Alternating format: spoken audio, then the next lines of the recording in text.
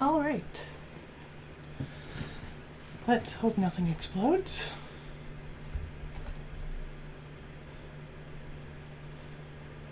So Pathfinder 2nd Edition, Bestiary 3.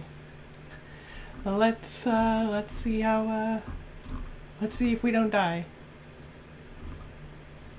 Abandoned Zealot. Should have like totally watched a No.Net1 stream and took notes and, you know, just get on to, oh yeah, I should set up my thing for live chat, because that's a thing.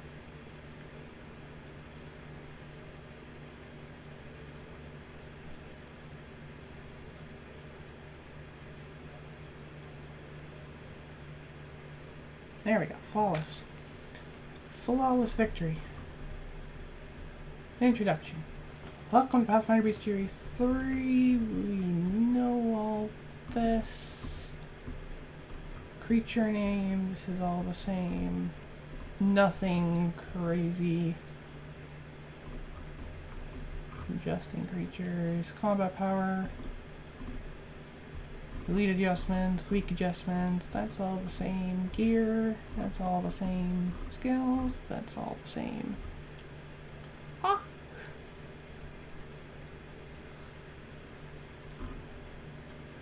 Abandoned Zealot.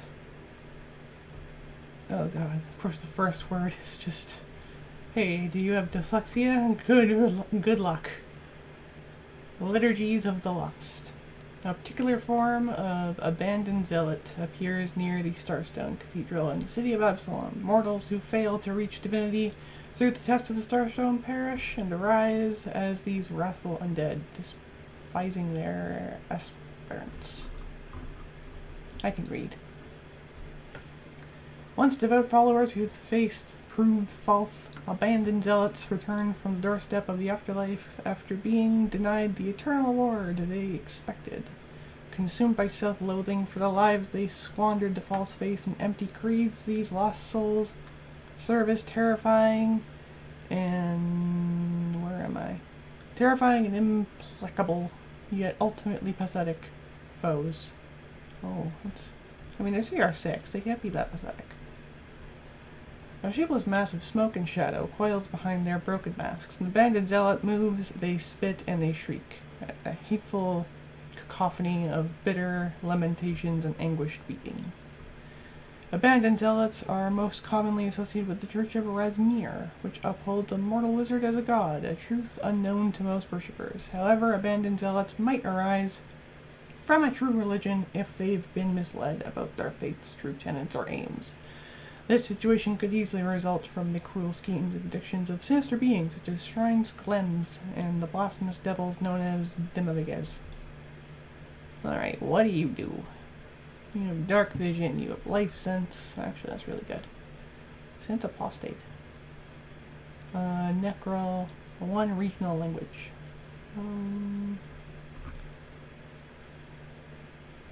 Okay. So they use some fearing stuff, they can hide well. They can do some jumpy stuff. They cannot lift to save their life. Good to know.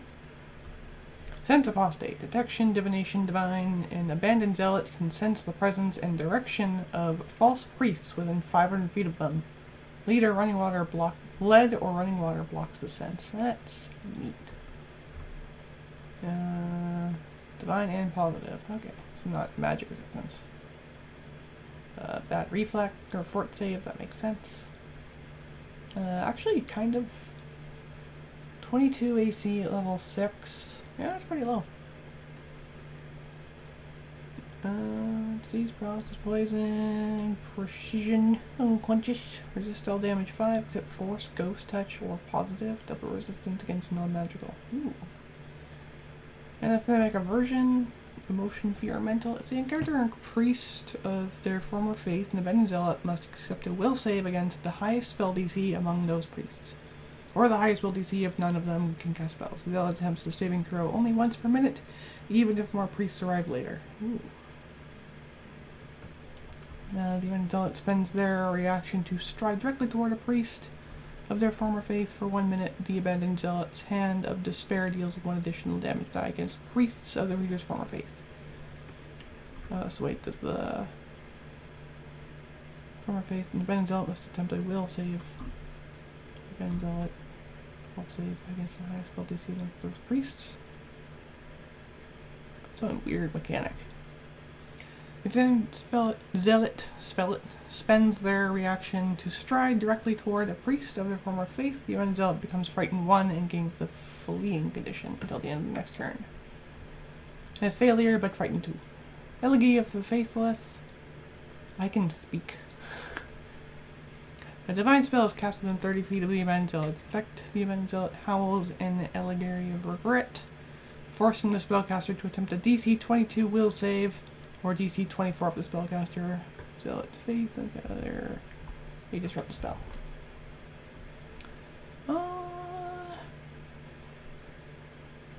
Not bad.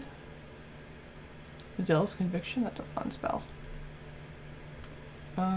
Rend Faith. When hit by an abandoned zealot's hand of despair, a creature capable of divine spellcasting or with divinely granted abilities must succeed a DC 24 will save or be unable to use those spells or abilities until the end of the next turn. Interesting. That's actually... Ooh, what the... What? It's like a bear and a person. It's so cute. Lost cousins. Legend about Adelet's origin suggests they might have fox-like kin. Some believe these kin are kitsune, while others point to the more powerful vulpinels. Ooh. Excited for that. That is more likely progenitors. Adelets dwell in the farthest, harshest reaches of the crown of the world. At first glance, these... Holy shit, creature 10? At first glance, these isolated people look much like their Eritiki human cousins. They typically have terracotta skin, straight black hair, and compact, powerful builds. However, Adelets tend to be taller and more sinewy than their human kin. Up-close Adelets' strangeness reveals itself each spot a maw full of wolf-like teeth. Their legs and tail resemble that of a dog. Do you have a tail? Eh. Adelet's legends say that long ago a mighty hunter lost his way far from home and came upon a house of whale bone and ice. A woman dressed in white fox furs greeted him, fed him, and tended to his frostbite. In time, they married and had 10 children. Holy. 5 of whom bore the legs and tails of foxes.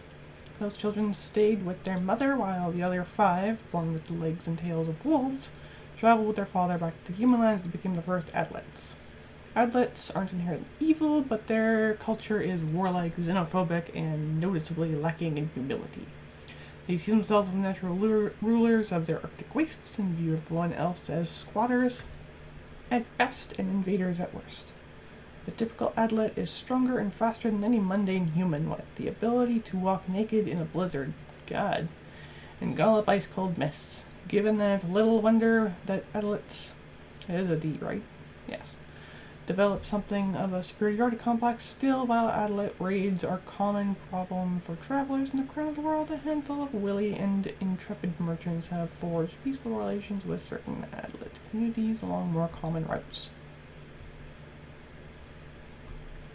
Let's see. Pathfinder, low vision, and precise scent. Nice. Acrobatics, athletic. Ooh, I like athletics because that means they can grapple. And trip. Stealth 20, Bible 18. That's pretty interesting. You can make this as kind of like an ambusher. Wolfstorm, Aura, Cold, Evocation, Primal, 60 feet. A clammy, frigid mist billows forth ahead of the Adelet. Creatures within the mist become concealed, and creatures outside the mist become concealed to creatures within it. An Adelet can see through the aura without... Ooh, that's really juicy. Because, like, normally it's like, oh, you're concealed, I'm concealed, we're all concealed. I gain a benefit, but so do you. And it's just like, okay. But here, it's like, no, only you suffer. Avenging Bite. A creature within reach of the Adelet's Jaws strike attacks one of the Adelet's allies. Affect the Adelet with Jaws strike against a triggering creature.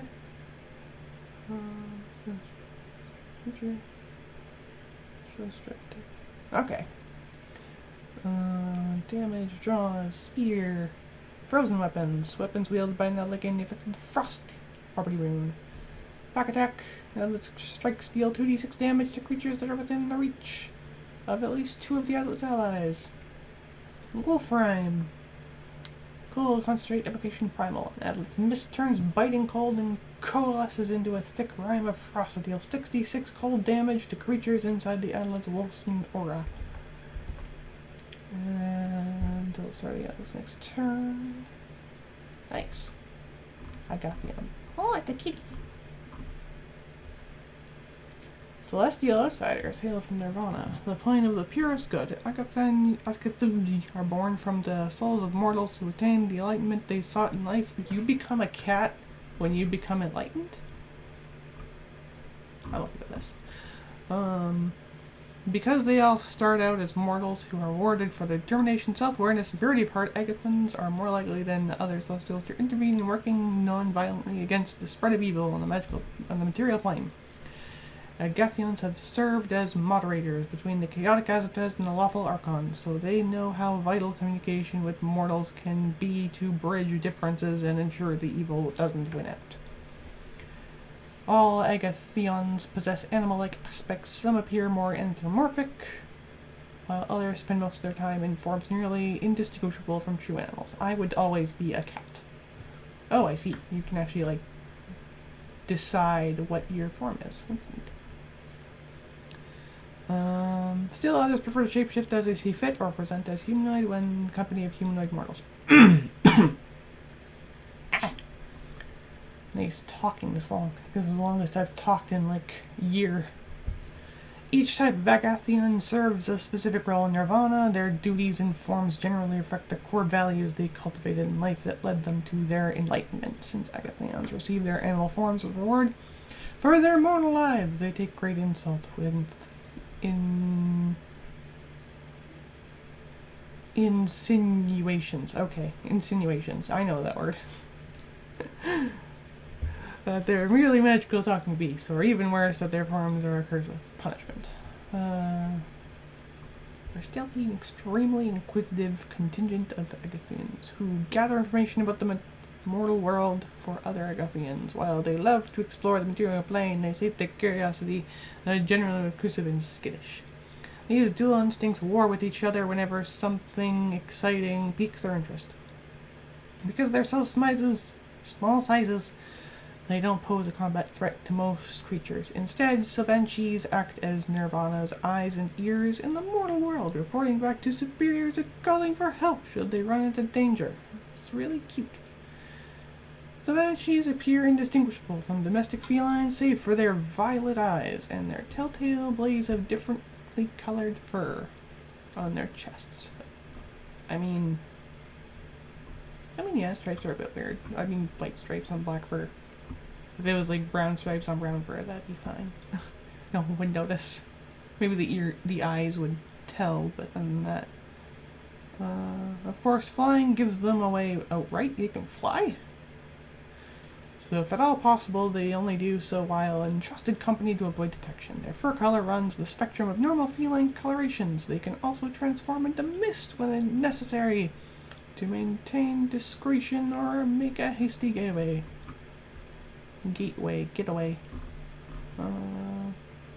Celestial, common, draconic. Cat's curiosity. Sylvanchi's core value is curiosity. This enables them to seek out experiences, information, understanding. Can use trained skills for all skills, even if they're untrained. Ooh. Give them some options. What are senses? Dark vision. Damage. Bad. Gaseous form, read omens, cantrips, static lights. So yeah, they're a scout. They're a scout. No direction. Prestidigitation, stabilize, constant, speak with animals, champion focus spell. Let's go into here real quick. Where? Here we go.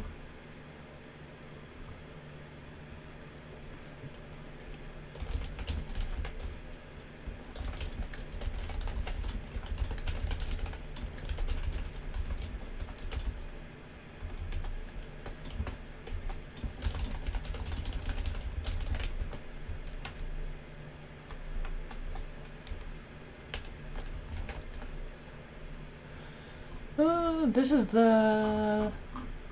This is what it was referring to. Vulpino. They are CR6. Weaker than the giant... than the D's. Oh, I want to play one of those. I guess I came with, Beaskin?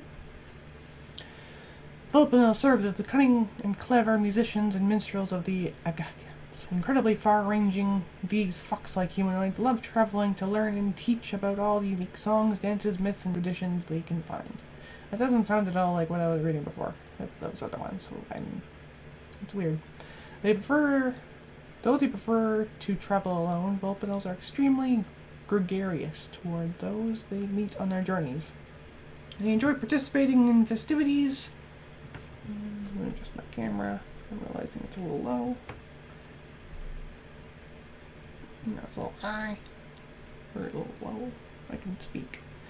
They enjoy participating in these festivities. Cultures they encounter, as they're known to form small traveling groups of like-minded individuals if they believe that their shared experience can prove beneficial. Vulpine Flair. Oh wait, there's a... Svenchies will work with heroes who remain patient with their curiosity and skittishness. They're inquisitive, alternating between affection and aloofness. They do what they can to aid and defend their companions. But their strong sense of self-preservation means they'll likely flee if they sense they can't win a fight. Bipedal Vulpino stand around 3 feet tall with... Oh, they're so tiny! With humanoid-clad hands and fluffy tails, almost as long as their bodies. They typically appear with red fur, though leaders feature either white or black pelts with gray sprinkled across their muzzles and backs. Fox Agathians like to wear stylish but functional clothing from the places they visit, often establishing themselves with small trinkets and souvenirs they picked up along the way. Oh, raccoon. And dragon. Ooh. Ooh. Me ahead of myself.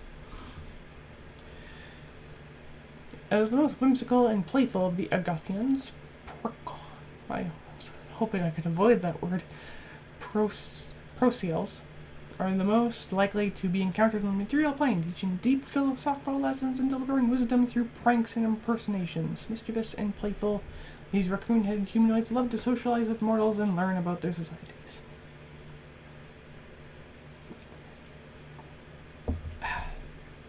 Unlike their mortal counterparts, I'm going to attempt to say the word Proceals.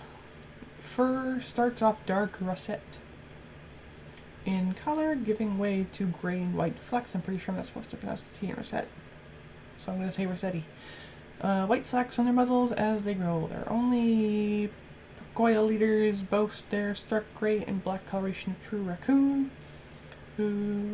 Those who recognize Pearl's age and wisdom treat these creatures with great respect. Whatever their natural appearance, Goyles make excellent shapeshifters and can assume the form of any humanoid that they've encountered.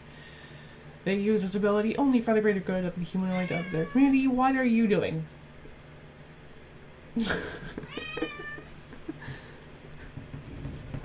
Come here.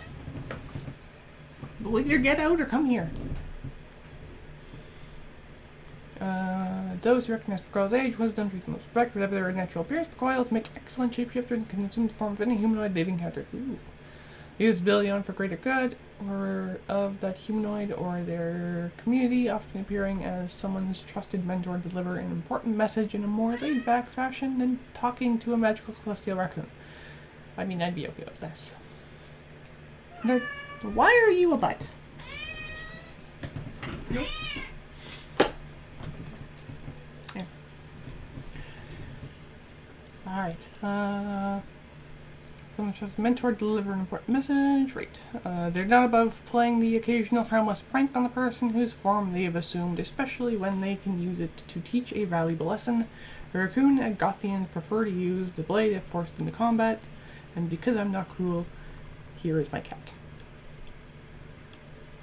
There, you've gotten attention. Are you happy? Let me just make sure that my camera's aligned. Yep, okay. I prefer to use the blade if forced into combat, but they're prepared to use their claws and fight dirty if necessary. While born from souls of the enlightened, like other Agathians, gargoyles derive their core value of whimsy from truly understanding the delicate balance between society and the individual. These clever celestials prefer enabling communities under attack to establish the evil threats thrive in their own build on their own.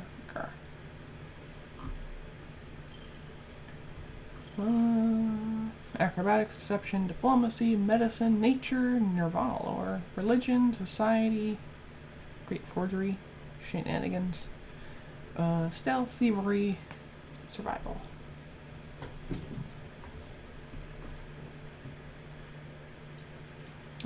So they are very peaceful with their spells. So they have like calm emotions, charm, which they use to probably like tone down a fight rather than, I charm you and now you fight for me. It's like I charm you and now shut the hell up. Heroism, invisibility, speak with animals, tongues, champion focus spell. 1 focus point. Interesting. Lay on hands. Change shape. Can transform only into a specific individual, small or medium humanoid that they've met at least once. Can't transform into a generic member of a unit. That's interesting. It's like the opposite of more traditional transformations in Pathfinder, which is interesting. Raccoon's whimsy. Gargoyles' core value is whimsy, though unlike their chaotic tricksters, gargoyles' playful actions have a pattern, and their pranks always come with a valuable lesson, even if it takes a long time to decipher the meaning. Receiving and growing such a lesson requires at least 10 minutes of interaction with the gargoyle.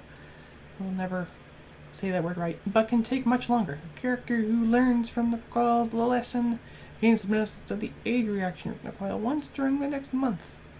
Afterwards, they become immune to this effect from all gargoyles. Huh. And there's no time limit on that. Interesting. So it's just like, did they help you once? Alright, never again. Interesting. And what CR were these things? CR 8. Oh yeah. Or level 8. Draconal. A word I can say. Dragon Agathians, known as Draconals, number among the most powerful of their kin, and also the wisest, embodying the wisdom of the benevolent philosopher king. With their wisdom comes an elevation above material matters, making them the most removed from the troubles and lives of mortals. Draconals serve as the guardians of powerful magic, and they dispense their wisdom in service of the greater good of Nirvana and their celestial planes. Draconals appear more draconic than humanoid. They walk on their hind legs and balance on their long serpent-like tail. Interesting. Sharp claws tip their scaled humanoid hands. Similar to true dragons, the Draconal's coloration signifies different breath weapon traits and resistances. Draconals also choose spells from one of 4 domains. All have the options of the air and healing domains, but their color determines the other 2.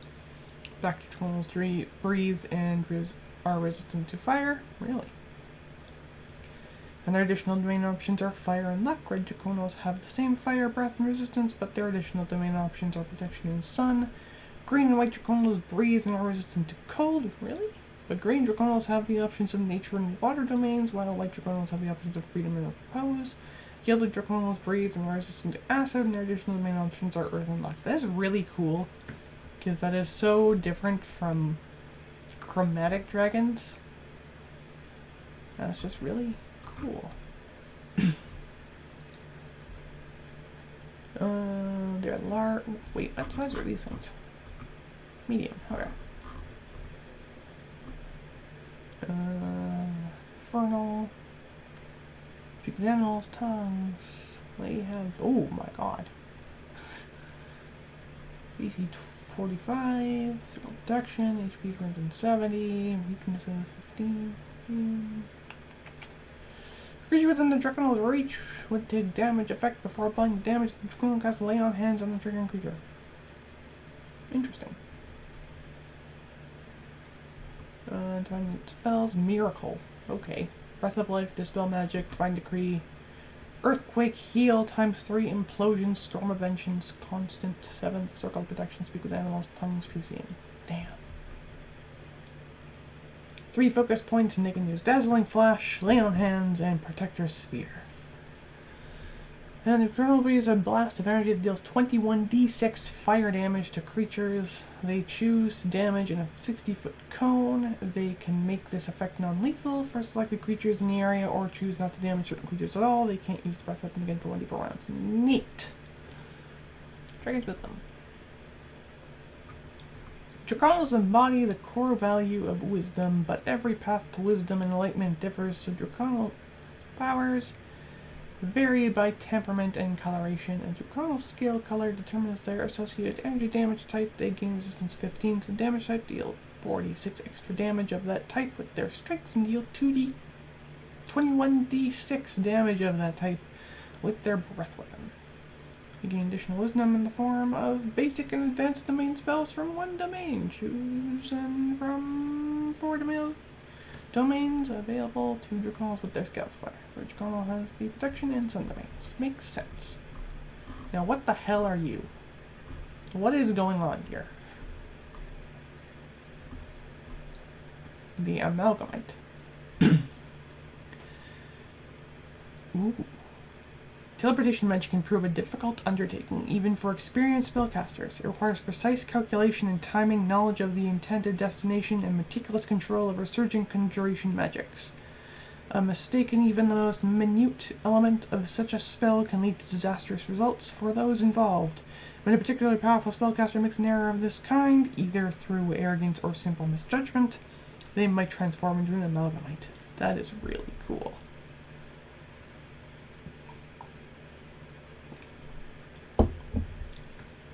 A massive flesh and misaligned limbs, an Amalgamite is the warped body of a former spellcaster, sometimes joined with another version of itself, to incorporate additional limbs or other irregularities. Does that mean that they, like, fuse with an alternate universe version of themselves?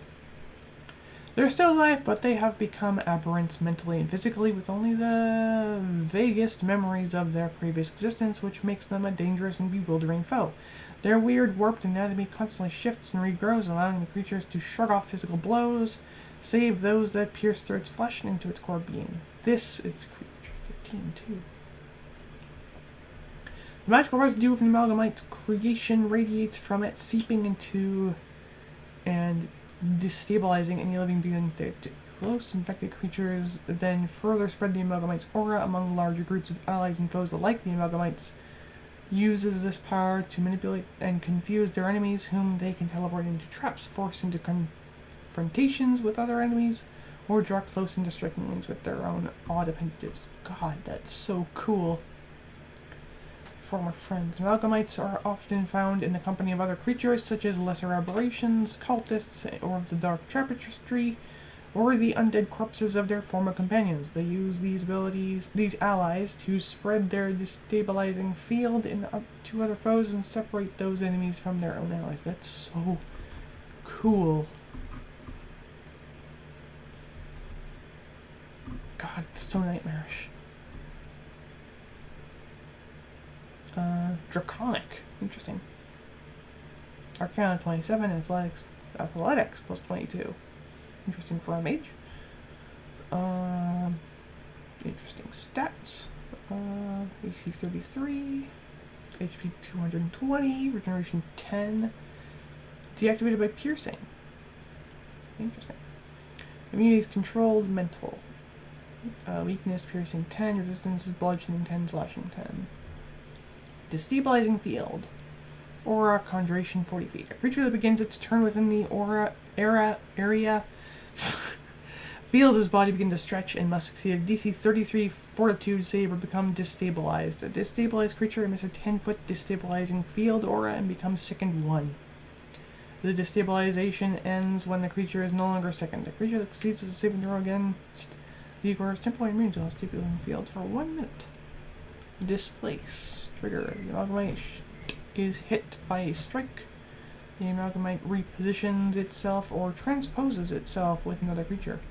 If the amalgamite successfully changes its location, it and any transposed creature take half damage from the triggering strike. Ooh. That's interesting.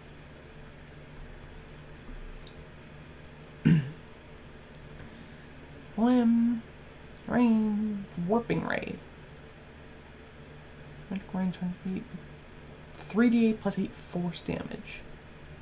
Occult needs spells, Ethereal Jaunt, Warp Mind, Blink ×2, Reposition as 2 actions, and it has the Conjuration, Occult, and Teleportation traits. The amalgamite teleports into an unoccupied space it can see within 50 feet. Neat. Transpose, 2 actions, Conjuration, Occult, Teleportation. The amalgamite chooses up to 2 destabilized creatures they can see within 50 feet, and swaps their positions or moves a single such creature to an occupied space. They can see within range. If the amalgamite chooses 2 creatures, they can choose their self as one of the creatures, but both targets must be the same size. An unknown creature can the DC 32 will save. If either target succeeds the saving throw, both are unaffected. This is so cool! Oh my god. Because it's like... he's battlefield control to the extreme. And I love battlefield control. Oh, that's so cool. What are you? You are a snake. Amphisbaena. Oh my god, we're only an A. An Amphisbaena is an extremely aggressive venomous viper of remarkable size that bears 2 heads, one on each end of its body. It moves in a manner similar to that of a more common sidewinder snake, throwing its body forward in a loop and anchoring itself by keeping one head and the other on ground at all times. That's interesting. So yeah, it goes like kind of a waddle like this. Yeah, I've seen snakes move like that. Amphisbians typical prey includes rabbits, foxes, various birds, small deer, and even humanoids. If presented the opportunity, fiercely territorial by nature, they attack just about anything that gets near their lairs, regardless of the intruder's size. When a child has been warned about going too far into the woods alone, lest they wander too close to an Amphisbaena den and become the creature's next meal. The venom of Amphisbaena is incredibly potent, able to take down a stout dwarf within minutes if left untreated. However, it also has uses in a variety of healing remedies, which makes it a valuable commodity for collecting. For example, a pregnant person might be advised to drink the venom in small dilute doses to help safeguard the pregnancy.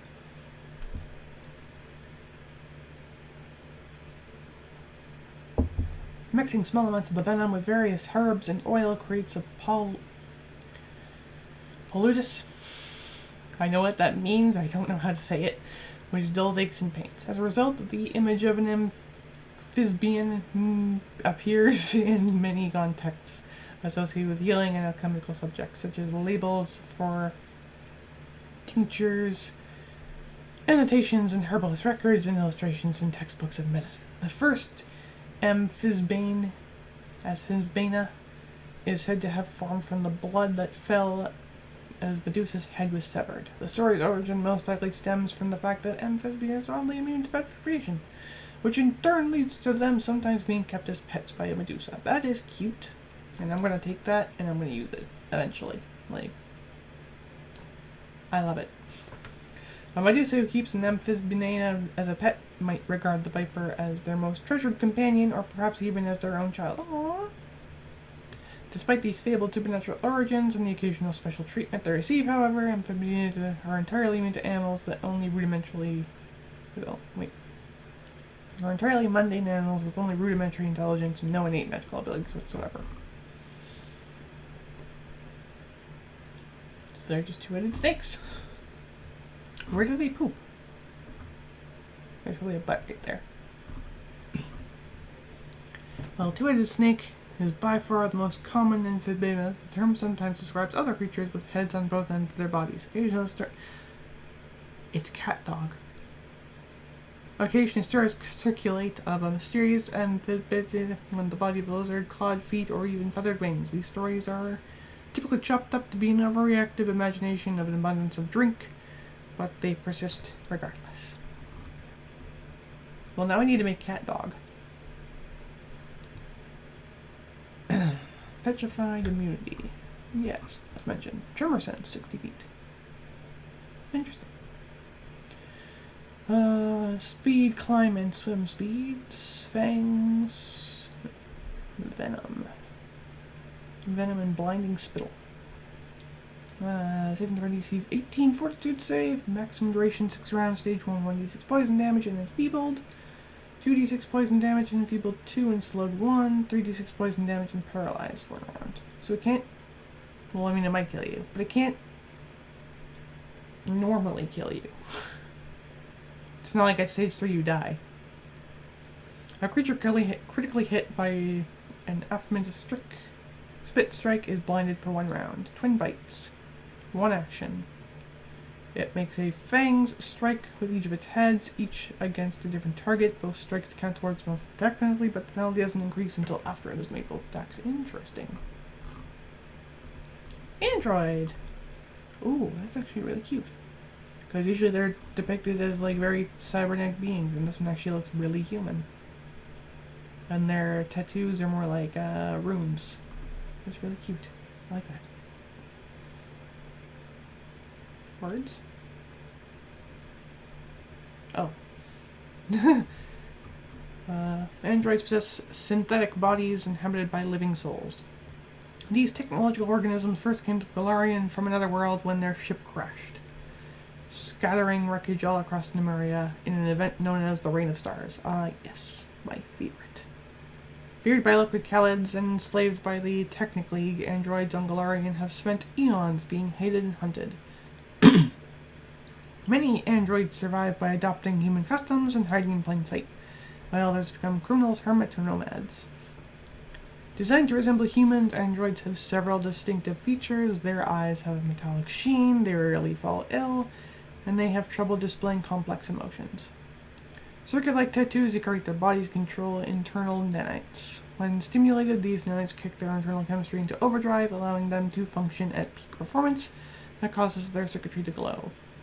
Androids are created in sophisticated machines called foundries. They emerge as mature adults with newborn souls and no knowledge of their purpose for the world around them. Android bodies don't deteriorate, though their souls age like any other mortals. When an android feels they lived a full life, they willingly release their soul to the afterlife, causing their body to shut down and reboot. Once this process, known as renewal, completes, a new soul inhabits the body.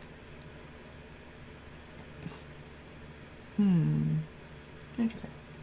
I knew that bit, but I just had an idea. Because I believe Pharasma has a thing of reincarnation. So you could have renewal and this be the reincarnated soul entering the body and having it basically be like regeneration from Doctor Who. If you wanted.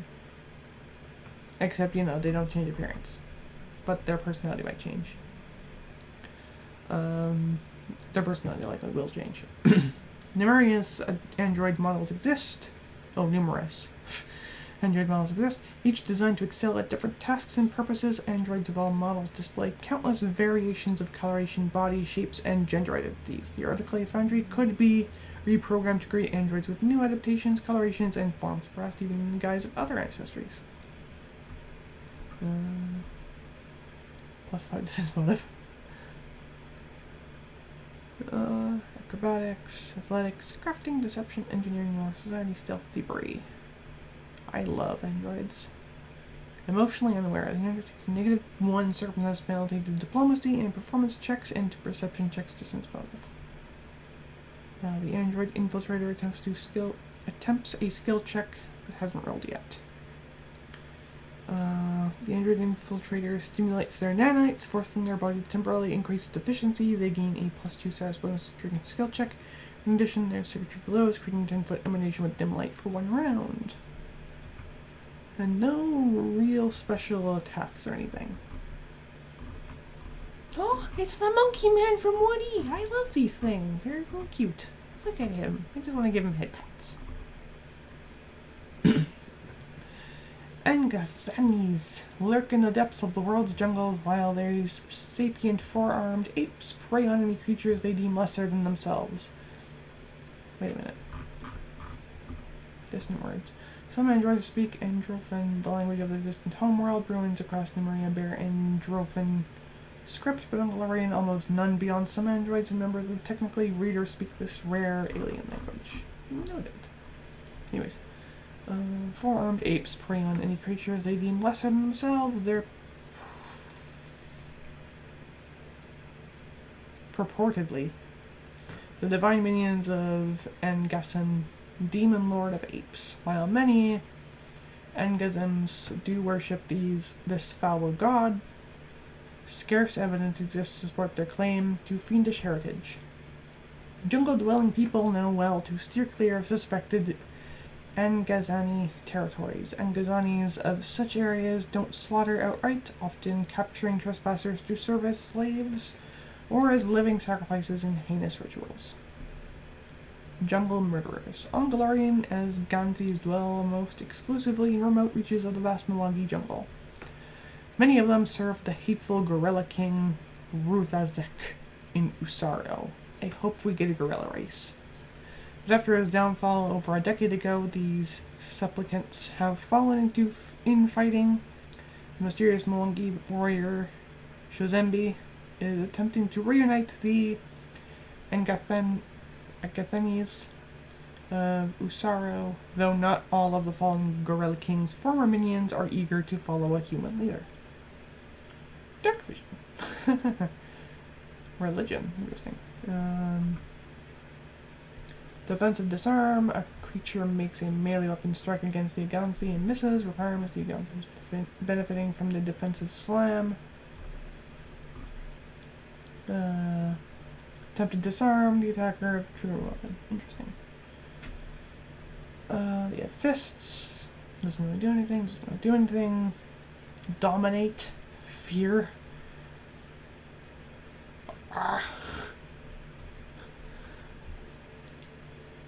The Angazi beats a single opponent with all four of their brawny arms, leaving their foe nowhere to dodge.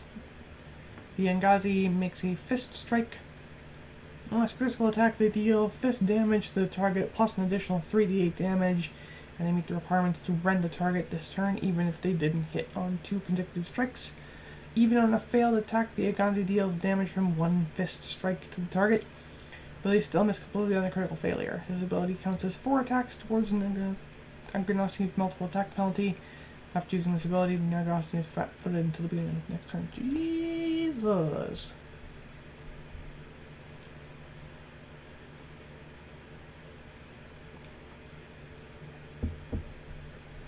Rend Fist. 306. Pummeling charge, 3 actions. Effect: the Agansi rushes up to a foe with extreme speed and slams down with their fist. The Agansi strides or climbs up 3 times and makes 2 strikes against 1 enemy within reach. So we're on page 18. 306. Rend. A rend entry for the strikes the monster had. Requirements: the monster hit the same enemy with 2 consecutive strikes of the listed type in the same round. The monster automatically deals the strikes damage again to the enemy. Goodness.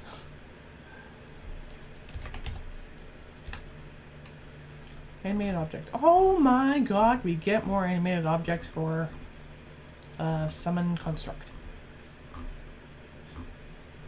Animated silverware. Swarm. That's so beautiful. Nobles are known to pay great amounts to animate their silverware, both for ease in cleaning and to serve as novelties during dinner parties. A mindless large construct. AC 16, construct armor, death effects, yeah. Area damage 3, splash damage 3. Construct armor, god, they have so many fucking. I think constructs already have this. Slice and dice. 1 action, magical. Each enemy in the animated silverware swarm space takes 1d6 piercing or slashing damage. Stick a fork in it. The animated silverware swarm attempts to pin a single creature. The target must attempt a DC 17 reflex save. Critical success. Target is unaffected. Pain suspicious, clothing gear. Negative 10 circumstance penalties with speeds as long as it remains in the swarm space. Nice, it can't step, and then target is serially pinned by the silver orb, becoming immobilized until it escapes. Or uses 2 interact actions to remove all the silver orb. God, so cute. Choosing to animate. Most animated objects are created for convenience or out of vanity. Spellcasters often animate brooms and dishes to aid with cleaning, books and scrolls for aid with research, and carts and carriages for transport. Most objects are animated without the intent of using them as guardians, and many animated objects exist without the rest. What was I? Exist without the rest of the world even noticing. Only those with money and power choose to animate objects as guardians, and those are the animated objects most likely encountered on adventures. I see. Animated furnace. Huge forge or oven is animated to protect the workspace or kitchen, travel alongside its owner, or both. Perfect.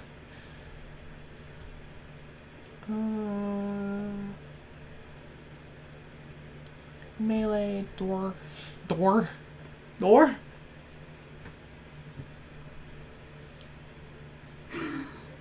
These are so good.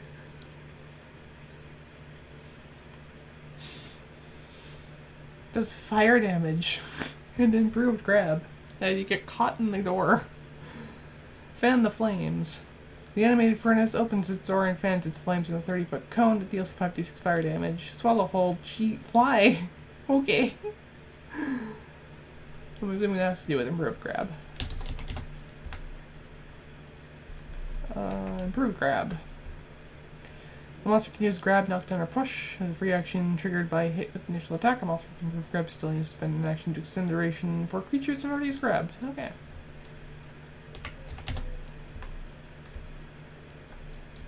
And that's just...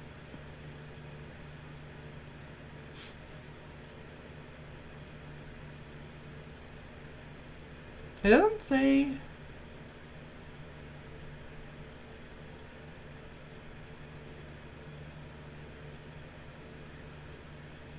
Weird. Doesn't mention anything about eating you, but it has this. I'll need to check other entries later. See how it compares. Because I'm pretty sure this is like if it swallows you whole, but I think it needs to grab you first. Oh. I mean, it's just easy to do that. Animated trebuchet. Large armies sometimes pay exorbitant fees to animate their siege weapons. I can't imagine that would be helpful. AC 36, 32 in broken construct armor. Same thing. Arm. Reach. 3d12 plus 11 bludgeoning plus grab. Ranged rock plus 28 brutal magical range can make 20 feet. Damage 3d10 plus 11 bludgeoning. Launch. The enemy trebuchet has the creature grabbed and oh god. Is this gonna do what I think it does? In effect, the enemy trebuchet attempts an athletics check against the grabbed creature's fortitude DC. On a success, it fires the creature up to 40 feet in height of up to 120 feet away. The creature takes 12 bludgeoning damage plus the appropriate fallen damage. If the flung creature lands on another creature, the creature it lands on takes the same amount of bludgeoning damage. DC 33 basic quick save. On a successful launch, the animated trebuchet must interact to reposition its arm into the proper position before it can launch again. Trample, larger or smaller arm. DC 33. That is beautiful. Losing control. The process for animated objects varies from object to object and by the needs of the ritual. Some rituals designate a controller whom the animated object obeys without orders. Many animated objects fall back to defensive tactics. In other cases, the ritual may have been poorly performed or may have failed after many years of causing the animated object to enter an uncontrollable state, or it attacks anything it sees. Animating a 100-foot tall statue is worth the cost for spellcasters guarding against dungeons. Creature 15.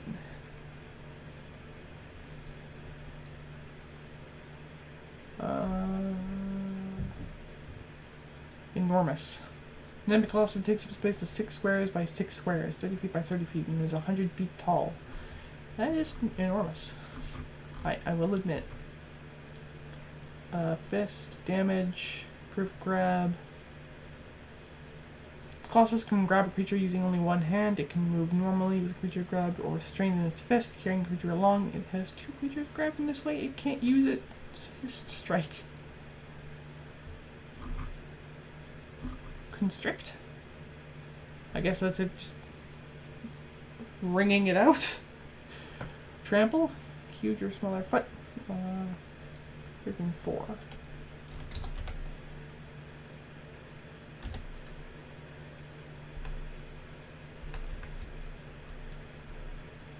Also deals less amount of damage to any number of creatures grabbed or restrained by it. Yeah, so it just brings you out. My god. That is so cool. Hello. You're new. Arboreal. Arboreals are tree-like ancient guardians of forests, nurturing new growth and maintaining a balanced ecosystem as if the vast wilderness were their garden. Arboreals are thoughtful and deliberate until something threatens their realms and invites their wrath. Okay, they're not new. Late bloomers. Though they grow faster than trees, arboreals take decades to reach maturity. They spend their early years rooting in place, developing an affinity for the flora of their homeland and tuning to its rhythms, while adult arboreals keep a watchful eye on their progress. Aww. After the first century, young arboreals become more mobile, often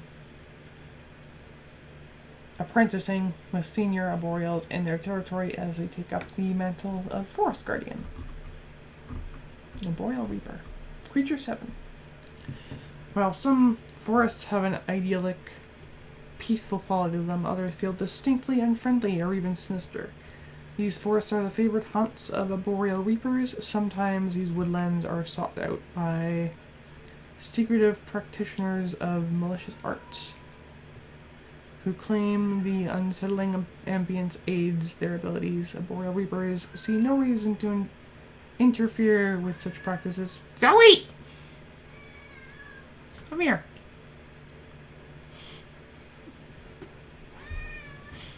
Come here. You're not gonna fight me, are you? As long as the balance of the forest is important.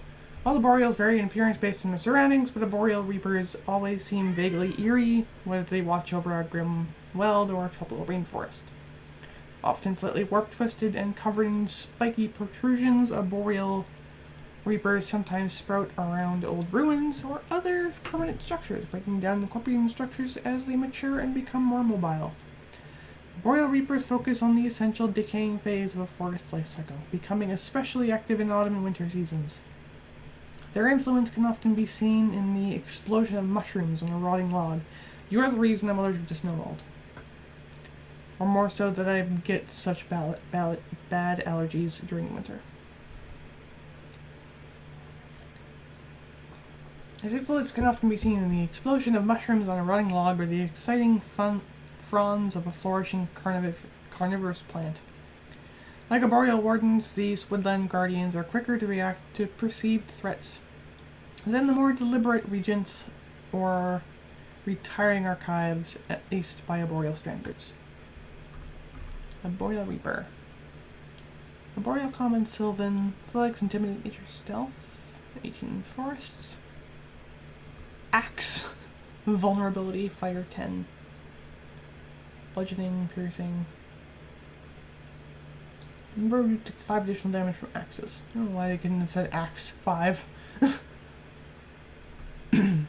Melee, Branch. Root 10. Or plus 18. Knockdown. Nice. Persistent Bleed, Vampiric Touch, Speak of Plants, Leech Moisture. 2 actions. The Arboreal Reaper grows still and focuses intently on a single foe within 50 feet.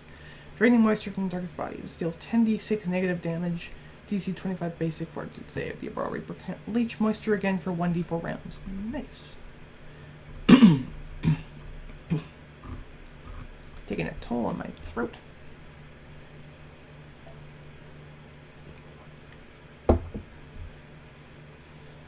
Arboreal archives are solitary beings typically found in a remote wilderness.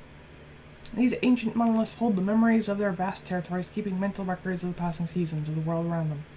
Their knowledge of humanoid affairs varies as they find quickly shifting political situations difficult to comprehend, but through fungal networks, reports from arboreal wardens, and other woodland chatter, arboreal archives learn of each storm, drought, or logging threat encountered throughout their long years. They primarily observe and record rather than interfere, but they willingly offer wisdom to those who respectfully seek them out. Arboreal regents call upon archives for advice in times of strife, conferring on the best course of action to protect their realms. It is rare for there to be more than one arboreal archive in a given region. An archive senses they're nearing the end of their lengthy lifespan. A group of regents gathers to nominate the wisest amongst them to become the next archive. After 4 seasons deliberation, all arboreals in the area congregate to witness the succession ritual, during which the elder arboreal chief transfers the collection wisdom of the elected replacement before retiring. So they have a chat for like a year. They contemplate who will be the new leader, and then they do it. It takes a freaking year. Okay. As with all arboreals, no 2 arboreal archives are identical in appearance. The uniquely patterned bark of arboreal archives makes them even more distinct from one another, breathing a mysterious and unique record of their knowledge of Verduran lore. Practitioners of primal magic believe the earthy colors adorning each arboreal archive's body hold clues about the memories and myths the creature collects and preserves. Speak with plants.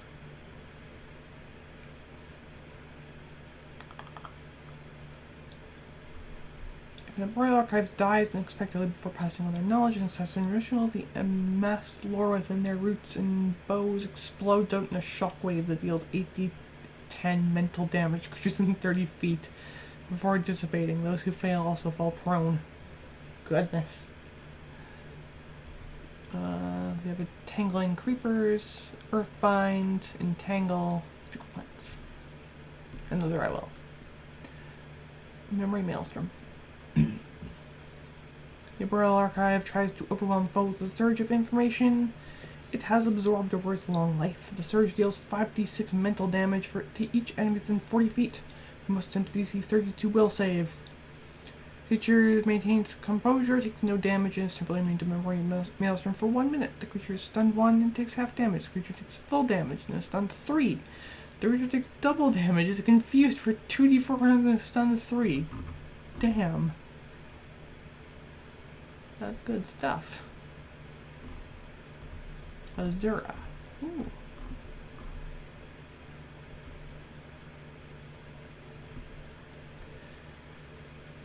Azuras are, above all, proof that the gods are not infallible.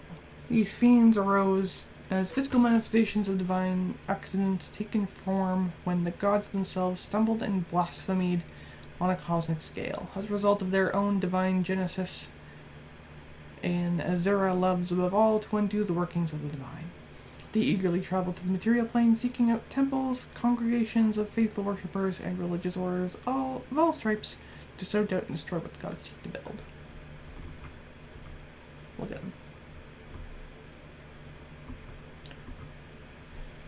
Shakeen.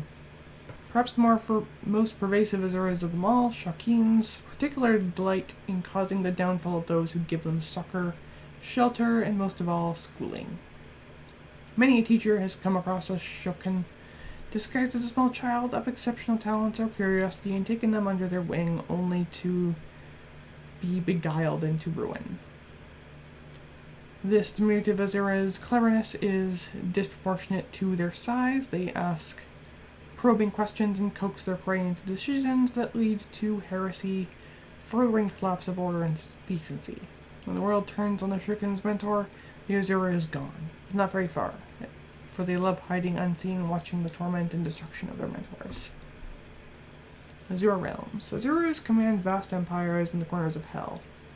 While the realms are tiny compared to the massive hierarchy of Asmodeus and Devilkind, they exist in a tacit agreement of coexistence within their diabolic neighbors. Not within. What do you do? Telepathy. Touch. Touch telepathy like a familiar. Immunities, curses. Weakness, good too. Innate spells. Charm, spider climb, petrificacy, cantrips, read aura, constant. Magic aura. Non-detection. Change shape. Shotgun takes on the appearance of a small humanoid. This doesn't change the shotgun speed or their attack and damage modifiers with their strikes, but it might change the damage type their strikes deal, typically to bludgeoning. The user typically loses their jaws and thorn strikes unless the humanoid form has fangs or a similar unarmed attack. This alternate form has a specific persistent appearance, which shotgun can change by performing a one-arm ritual.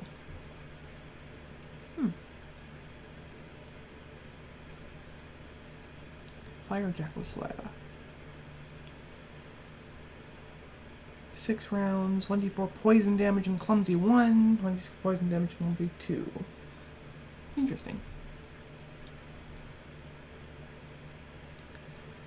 Twice as disciplined as a monk and twice as deadly as a warrior, and a ducat is the ultimate perversion of duality. 2 spiked Azura warriors impaled together to form one ferocious, incredibly efficient killing machine. And Educite's 2 heads, 2 hearts, and 2 minds rarely work as one, except to maim or kill. Even Educite's origin contains not 1 but 2 stories. Some believe they were created when 2 godlike brigands attempted to raid a celestial hall and had their bodies crushed together and thrown down from the heavens. Another legend states 2 Azura twins once challenged a great warrior to duel them in turn. When they attacked him together, he was so enraged he slammed one into another so hard that they were fused together from that day forth. Adikites are among the most elite Azura warriors, making up for what they lack in spellcraft, with sheer viciousness and single-minded pursuit of inflicting pain. Adukite. Oh. That is pretty silly and neat. Hey, they actually have, like, range their telepathy now. Dual Mind. The Educate fails the saving throw against a mental effect. The Educate shunts the effects into one of their minds, rendering them temporarily insensible. They change the result to success, but one of their bodies hangs limply until the end of their next turn. During this time, the Educant is clumsy 2, takes a -10 surfaces penalty for speed, and can't use Dual Mind, Dual Opportunity, or Dance of Destruction. Each round, they can use only opportunity, cookery, 1d6 plus 9 slashing plus 2d6 % bleed, and 1d4 evil.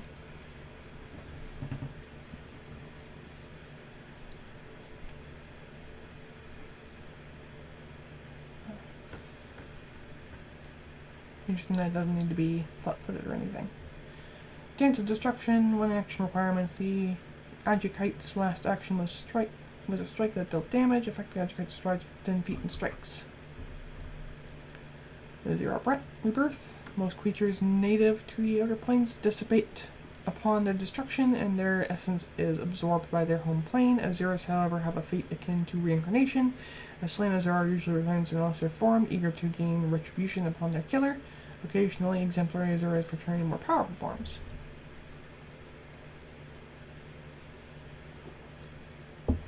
Interesting, they go down instead of up, but that does make sense. And it's getting hard to talk. I didn't plan this out correctly.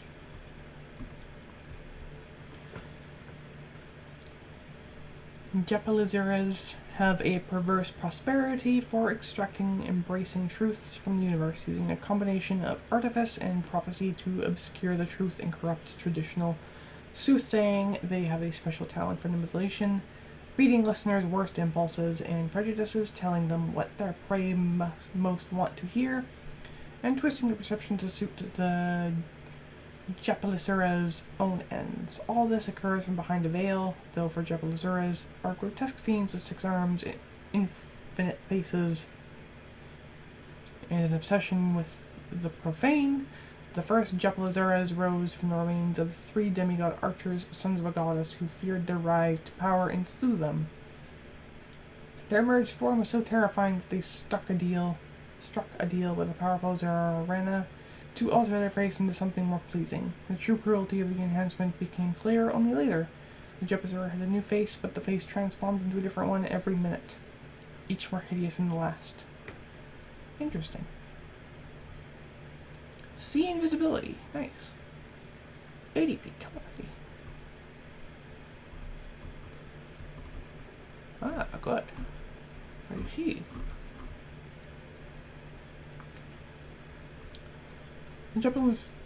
Jepalazera's faces constantly shift and morph into visage more grotesque than the last. When a creature enters and starts turning the aura, it must succeed DC 32 will save. Immune, unaffected, disoriented, taking a -2 from penalty DCs against while it makes an aura. -3. Targeted by a range attack from a bow. One hand free, wielding a bow. Jepalazera attempts to snatch the oncoming arrow from the air, gaining a +4% to AC against the attack. If the attack misses, the Jepalazera snatches the arrow and makes a ranged bow strike to fire the arrow from their own bow. Zeraranas, over time, the mightiest Azuras complete enough cycles of reincarnation and commit enough atrocities over multiple existences to incarnate into the most powerful of their kind. These Azuraranas are demigods of their own right, attracting vile worshippers and heretical cults among mortals. Okay. Ooh. Oh. I'm getting ahead of myself again. I'm just getting tired of talking. My throat hurts.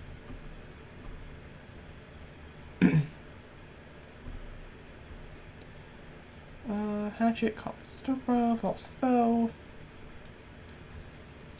Jepalazera whispers misleading words and falsehoods to one adjacent creature using a deception check. Critical success.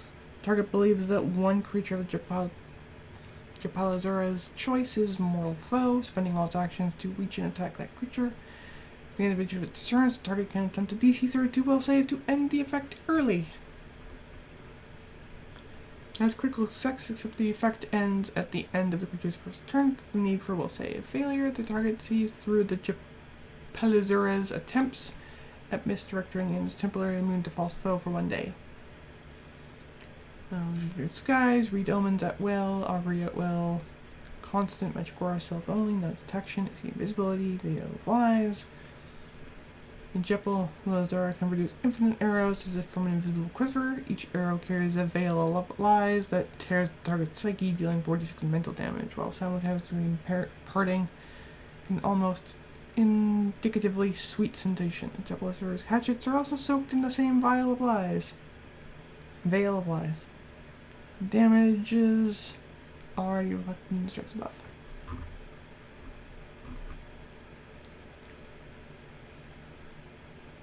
Ah, okay.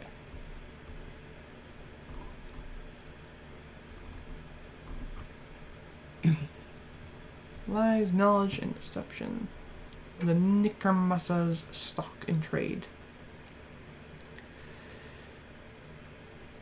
They are outstanding scholars with deep and nuanced understanding of religion, philosophy, astrology, and similar subjects. They take particular delight in exploiting the greed and hubris of gullible worshippers, using them to desecrate and destroy their own faith.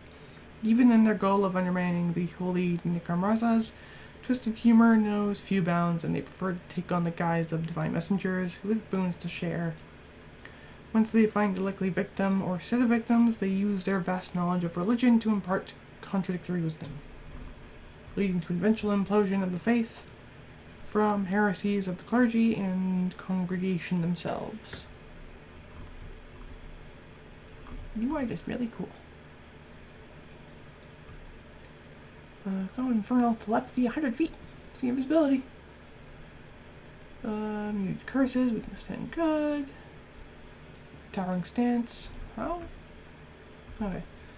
A Nickermassa is in fact a medium creature but appears as a large creature due to the force of their personality. Interesting. A creature interacting with Nickermassa Must attempt DC 36 spell save to see the Necromancer as they truly are. If the creature succeeds, the reach of the Necromancer's attacks against the foe decreases to 5 feet. 10 feet for their tongue. If all creatures in the Necromancer's vicinity successfully disbelieve the illusion, the Necromancer becomes medium and enfeebled 2 for as long as everyone sees their true form. That is interesting. Prevent Miracle, Curse Divine. Trigger, a foe within 60 feet casts Bless or a beneficial spell that the Necromancer could cast remove an affliction or condition, such as neutralize poison. The Necromancer attempts to counteract the enemy's spell. If the Necromancer succeeds, the triggering creature is subject to the effects of a Bane spell, or the effect it was trying to remove. Divine Nature spells. Bane, Bless, Dimension Door, Heal ×3, Illusion of Disguise, Invisibility, Mind Reading, Neutralize Poison, Remove Disease, Remove Curse, Restore Senses. That's a lot of spells. Dimension Door at will. Detect Alignment, Magic Aura, Non-Detection, Sap Mind, focuses their gaze on one creature within 60 feet, target must succeed DC 34 will save, regardless of the outcome of the saving throw, target then becomes temporarily immune for 1 day. Call off guard and strengthen target's resistance and becomes stupefied 2 until the end of the next turn.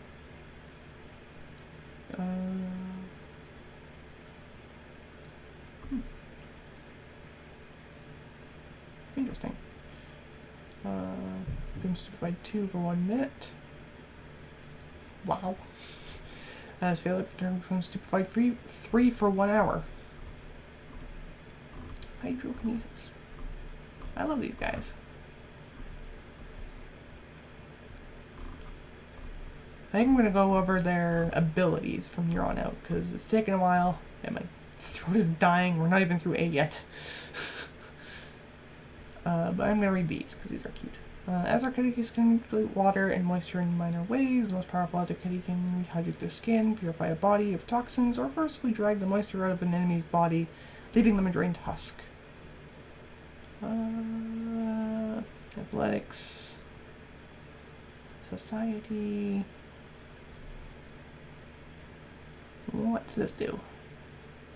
Hydration. Azarketty must regularly submerge themselves in water to rehydrate their water-acclimated skin. After the first 24 hours outside of water, they take a -1 status penalty for its saves, and their skin cracks and their gills become painful. After 48 hours, they struggle to breathe air and begin to suffocate until they return to water. Much better than Pathfinder 1E's version, where it was like, I think it was after like an hour they start dying horribly.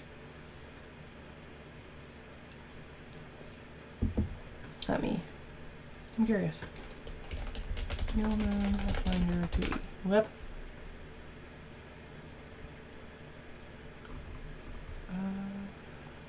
Water dependent. A Gilman's body requires constant submersion in fresh salt water. Gilman who spend more than 1 day without fully submerging themselves in water risk internal organ failure, painful cracking of the skin, and death in 46 hours. So it's a little more extreme than this. Which is nice, because that means this is actually, like, manageable and you can play it. Trident, dagger, trident, nothing special. Hydraulic deflection, drawing moisture from the surrounding atmosphere. The Azarketty Explorer creates a disc of hovering water that deflects incoming attacks. They gain a +1 circumstance bonus to AC until the start of the next turn. What? What? Surface skimmer. While the Azarketty Explorer is submerged just below the water's surface, they have cover from attacks made by creatures out of the water. Nice. Why are you a butt? As the ears. Ooh. You're interesting. I want to read this. But now I'm good. I'll just read their information. Creature 2, Elemental Fire. That means you can summon it with Summon Elemental, which is interesting. That needs to be common, so you can command them pretty easily. Heat of the Forge, 10 feet. As there is skin radiates heat like a forge of fire. A creature that starts their turn in the area must succeed a DC 16 Fortitude save or become fatigued while they remain in the area. Creatures immune to environmental heat effects or with any fire resistance are immune. Warhammer does fire damage and has shove. Burning Touch. Use air strikes, deal an extra 1d6 fire damage, including above. Included above. When the Azure performs a grapple or shove action, they also deal 1d6 fire damage to their target. Interesting. Scorch 2 action. The Azure shrouds their light hammer in flames and hurls it towards hurls it forward, dealing 2d6 fire damage to each creature in the 20-foot line. Hello. Look at his teeth. Look at his nose. Bubble Beast. Melee Jaws. Persistent Acid and Philanthropic Bile. That's a word. Exposure to the Bubble Beast magical stomach fluids enchants the mind. A creature critically hit by the beast's jaws or bile strike is subject to a charitable urge spell. Interesting. Forged jewelry. What element are these? Neutral. Right. Oh, because it's like a beast. And I mean, it's intelligent. Can it speak? Yes, it can. Interesting. The jeweler beast creates imitation jewelry within its own digestive system. This takes about 4 hours. Determining the jewelry's fake works like detecting a forgery, using either your perception or crafting instead of perception or society. The process of creating fake jewelry also places an enchantment inside the item. Anyone who dons the imitation jewelry is targeted with a DC 24 suggestion spell with a duration of 1 hour on a failure, 24 hours on a critical failure. A creature that fails learns the location where the fake jewelry was created and is compelled to collect their valuable belongings and bring them to the location. Removing the imitation jewelry ends the spell immediately, but the wearer can't take it off voluntarily. That is hilarious. And this is horrifying. Hello, good sir. Banished from the ground, Mio can't willingly touch earth or rock surfaces. If forced into contact with such a surface, it becomes invisible too for as long as it remains in contact.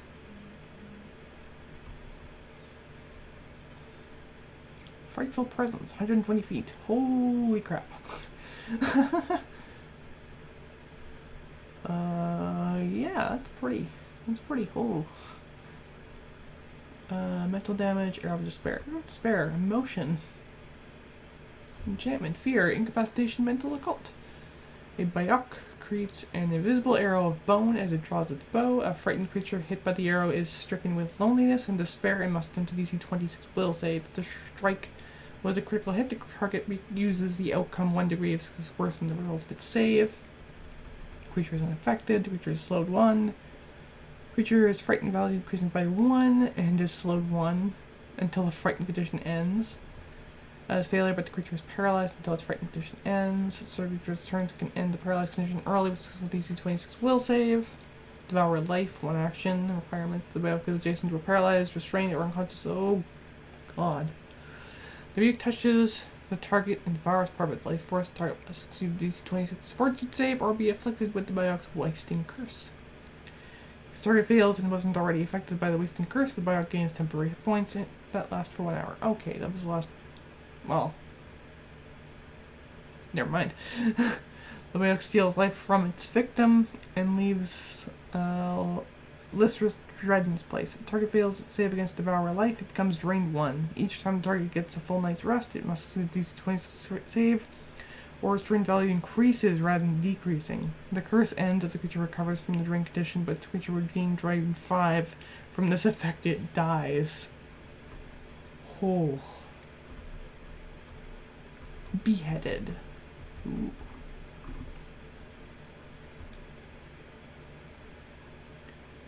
Plus 8 to maneuver in flight.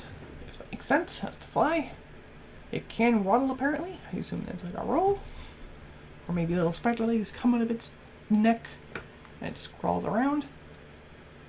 Nash, one action requirements. The Beheaded's previous action was a Jaws strike that dealt damage to its target. The severed head makes a second Jaws strike as it violently shakes itself, trying to rip away with a mouthful of fresh. On success, the target takes an additional 1d4 slashing damage and 1% bleed damage. That is menacing. It is kind of bad, but you can summon it with Animate Undead. And it's mindless, so you can blow it up. Flaming Skull, also a mindless undead.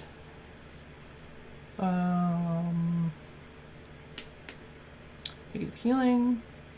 Positive 3. Fire explosion. When destroyed, a flaming skull explodes in the blast of fire and bone that deals 1d6 piercing damage plus 1d6 fire damage to each adjacent creature. Pizza. Forehead. Just headbutt. Spitfire. Flaming Shroud. A flaming skull is shrouded in hideous flames. It deals 1d6 fire damage to any unattended item it touches. And on a forehead strike, the target catches fire, taking 1d4 persistent fire damage. Hello. Hello. Where do I know you from? I know I've seen you somewhere before as a child. Spirit, not undead.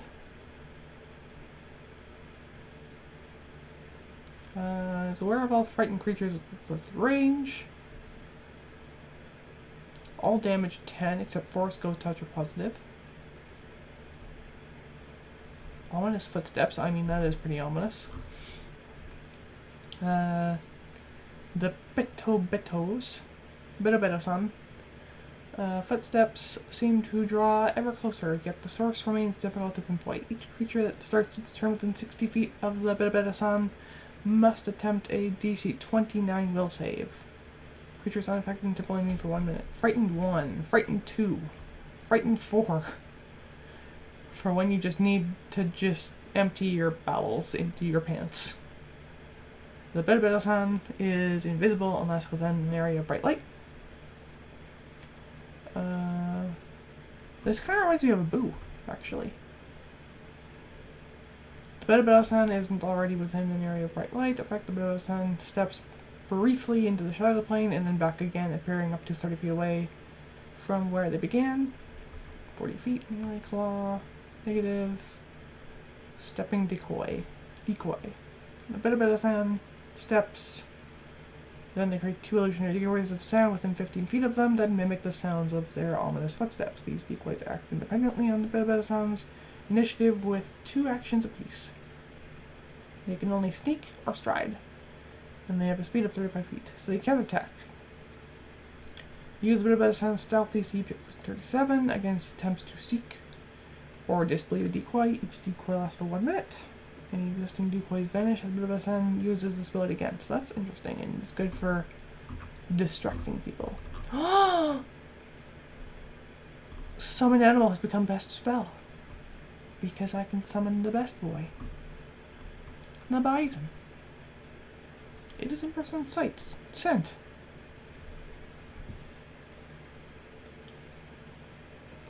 Hell yeah, it gets cold adaption. Welcome to Canada. Pointed charge. The bison surges forward as its foes. Horns lowered. It strides twice at the bison's movement within melee range of an enemy. It makes a horn strike against the enemy. The strike gains the fatal D12 trait. Rolling Thunder. The bison kicks up dust and shakes the ground as it charges. The stampeding bison strides with twice its speed in a straight line, dealing 46 plus 6 bludgeoning damage to any medium or smaller creature in its path. Do we get bisons as animal companions? I just want to know this. Multiple bisons can participate in Rolling Thunder by spending this ability's action and waiting to charge until the herd is ready before beginning their next turn. They can then charge as a reaction triggered by an adjacent bison beginning its Rolling Thunder charge. All bison in the combined charge must charge in a parallel lines. The areas can't overlap. Combined charge deals an additional 3d6 bludgeoning damage to creatures in the area. And the creature that fails its reflex saving throws is knocked prone. What? What? What?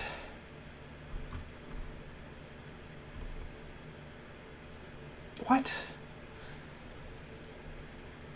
Aberration. So you can summon that as a bard. That's fun. I can make things.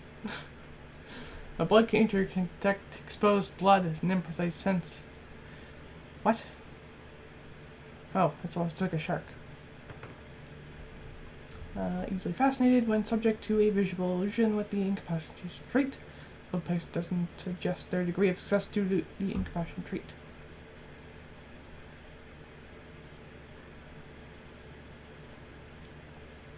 Huh. Interesting. So that means color spray, a level 1 spell, can be used against this thing. And, like, effectively.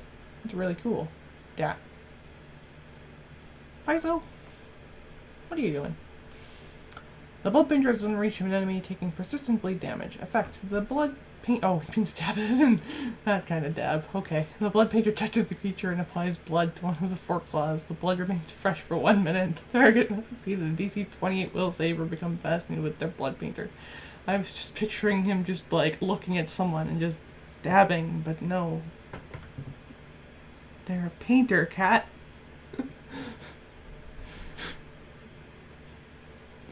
The blood painter is fresh blood applied to claw using dab. Effect, the blood painter expends the blood on 1 claw to paint an illusion. With the effects of one of the following spells: lose your creature, lose your disguise, lose your object, a mirror image. That's really cool. The paint action gains the traits of the spells it's reproducing, and the blood painter can sustain a spell on these effects. They use a spell attack modifier of plus 20 and DC 28 for these effects, which are heightened to 5th level. If they have fresh blood applied to 2 or more claws, the blood painter can expend the blood on all of them to instead produce the effects of Cloak of Colors or Vibrant Pattern. That is really cool. Any effects produced by this ability have a plus 2 status bonus to attacks rolls, damage rolls, and saving throws, skill checks, and AC against the creature whose blood was used to paint, and the creature takes a -2 penalty to perception checks and saves against it. Status. Bone Ship. Please tell me that we're getting actual ship rules.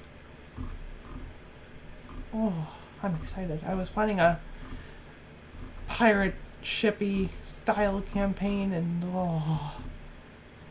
I'll wipe the drill from my mouth real quick. It's an undead too, so you can, well, no, it's creature 18, so you can't summon it, but like, damn. How does this work? The bone ship is compelled not by a single mind, but by the collective consciousness of dead sailors' souls. The ship is immune to mental effects that target only a specific number of creatures. It's still subject to mental effects that affect all creatures in the area. Any creature that tries to communicate with the ship via telepathy or read its thoughts hears the dying screams and gasps of the crew and is triggered with a 9th level warp mind spell. The ship animates skeletal crew members out of its own bones. What? Arming them with rusty old cutlasses or other armaments so they can attack anyone who comes next to the ship. These entities have appearances matching those of the bound souls. How do you keep coming in here and being a butt? Hi! Anyway. Arming them with rusty bound souls had in life but aren't truly individuals. Anything that targets them is in fact targets the bone ship they're a part of. So they're a hive mind, basically. Hundreds of black soul gems decorate the ship's exterior. That is cool. Each holding 1 soul. These gems can hold souls of creatures whose levels was 16th or lower, and they have no value. That'd be interesting if you had, like, a PC who died at 16th level or lower, and then you brought in this, and, like, their soul is in one of these. And you just see, like, you know, a skeleton on the ship that looks exactly like your friend Joe. And he's like, oh, hey, Joe. Well, now we know where you went. If the ship is destroyed, all the gems shatter, freeing the souls within. Good. I was kind of scared when I saw shatter. Like, Trawl of Bones. Downtime. The bone ship spends 1 day scavenging bones from the sea and restores itself to full hit points. That is really cool. Bloodwake. This is such a cool enemy. 30 feet. The churning water around the bone ship tinges red with seeping blood. A living creature that enters water in the aura sees visions of itself drowning in the blood and must attempt DC 37 will save. After attempting this saving throw, the creature is temporarily immune for 1 hour. On a failure, the creature becomes frightened 2, frightened 4 on a critical failure, and stunned 1, and take a -4 status penalty. Oh, just 1. Yeah.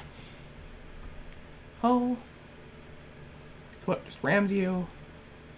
Skeleton who attacks you. Bone cannon. Ooh, I can use this for my cannon shenanigans. I'm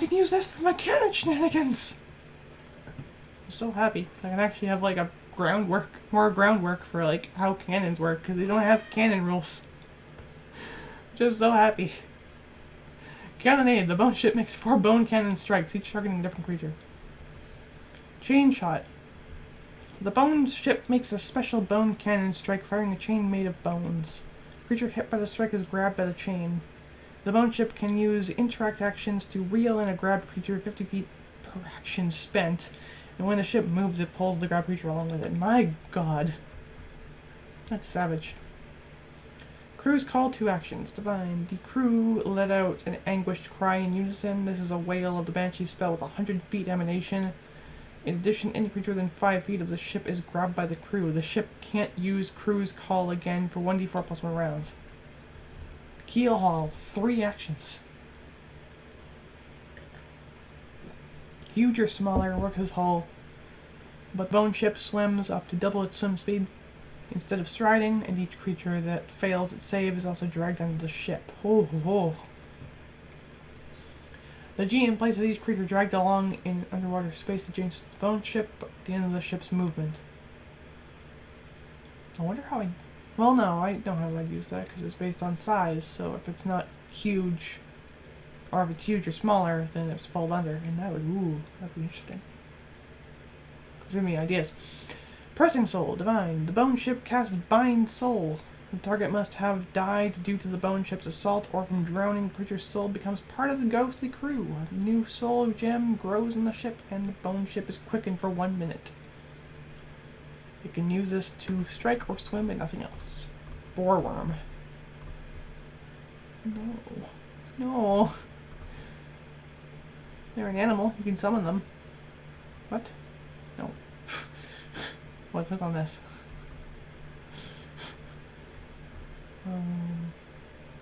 Area damage 4, splash damage 4, 8. Bludgeoning, piercing, slashing.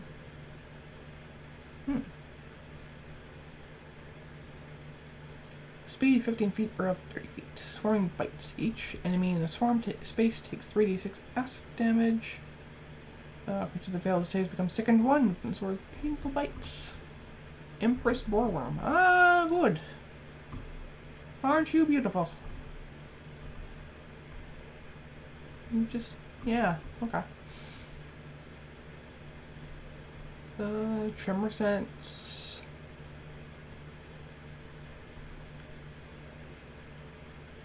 Viviparous Birth. When killed, an Empress Boreworm violently expels the young it carries. These young erupt as a boreworm swarm in the Empress's boreworm space. In addition, every creature within 20 feet takes 5d10 acid damage from the splatter of caustic viscera. So it's like that boss from Hollow Knight. The one that explodes, kind of, and then births her children. Melee, plus 17. 1d6 from painful bite. An Empress Boreworm can leave a tunnel behind itself when it burrows, and usually does. What size are you? Huge. Okay. Corrosive Lake. The Empress Boreworm strides, leaving behind dripples of acid in every square that passes through. A creature that enters or begins turn in such a square takes 3d6 acid damage. The acid becomes inert after 1 minute. The bite of an Empress Boreworm causes excruciating pain. The target must DC 25 fortitude save or becomes sickened 1 from the pain. Sickened 2 on a critical failure. Brainchild. Hello. You're interesting. Holy shit, do you have a lot of stuff. Illusion? Mental? Interesting.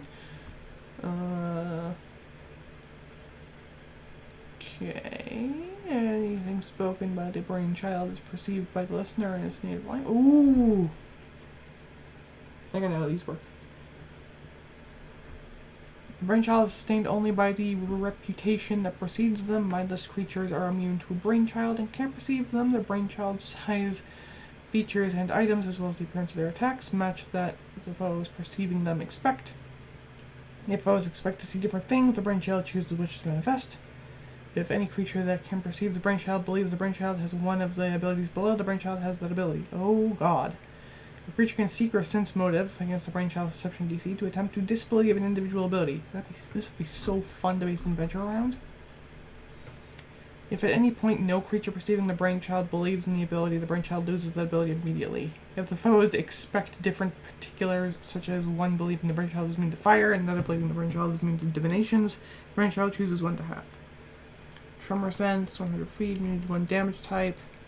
Weakness 10, resistance 10, frightful presence 100 feet, 1d6 extra damage on strikes, additional spells, AC 30, 200 HP, mental 10, weakness, interesting. Persistence of memory. When a brainchild is destroyed, it returns if anyone still fully believes it exists. Free from within 100 feet of any ability for up to 2d4 days. Holy shoot. It can fly. Illusionary weapon. This is so cool. Like, this is so cool. Phantasmal. Like, you can make so many things from this thing. Because it's just like, hey, do you believe of, like, this thing? Yeah. Like, do you believe in werewolves? Do you believe in Slenderman? Dimension door, ghost sound, message. Oh, so cool. And you're interesting. House she waddle. Buso farmer. Creature 3. That is a humanoid. Goblin and Sylvan. It's medium. Resize plant. Twice per day. The Buso touches a small, medium, or large plant. Effect that. Relish plant?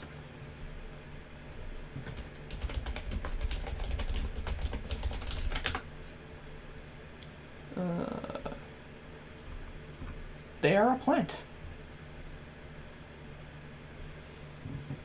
The Buso touches a small, medium, or large plant. Effect: the plant grows or shrinks by 1 size, remaining that size for the next 5 minutes. If used on a plant creature, the effect has the effects of enlarge or shrink. Unwilling plant creatures can attempt a DC 18 fortitude saving throw to resist this effect. That is really cool. And you are interesting. That's a humanoid. That's actually like a person. It's not like an undead. Echolocation. What? Can use their hearing as price sense and listed range. 60 feet. Interesting. Visual. I guess it's blind. I guess that makes sense. There's no eyes. Death blaze. When the vanguard dies, their body combusts in a blaze of fire and armor shrapnel. All creatures within 10 feet emanation take 3d6 fire damage and 3d6 piercing damage. The vanguard armor is destroyed in the blaze, but their other gear is unaffected and left in a pile where they died. Nothing really interesting there. Color arms. Each Caligny within 30 feet of the vanguard gains the attack of opportunity reaction until the end of the vanguard's next turn. Once a Caligny has used the attack of opportunity, the Caligny is temporarily in the same guard of 10 minutes.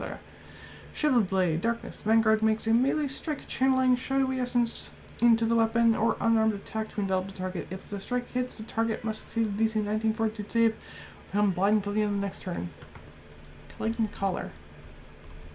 Oh, it's these guys. I remember these guys from Pathfinder 1st edition. And they're just so cool. Yeah. They're just really cool, and I always wanted to play one. Light blindness, death umbra, darkness. When I caller dies, an explosion of shadow devours their body. Each creature in 10-foot implication must succeed a DC 22 fortitude save. Enfeebled 1 for 1 minute, enfeebled 2, and slowed 1 for 1 minute. Interesting. Shadow Walk, Darkness, Chilling Darkness times 2, Grin Tendrils, Darkness at Will, Chill Touch, Detect Magic, Obe, Pact. Collect these initial 2 persistent damage to flat-foot foes. You are chaotic evil. Okay.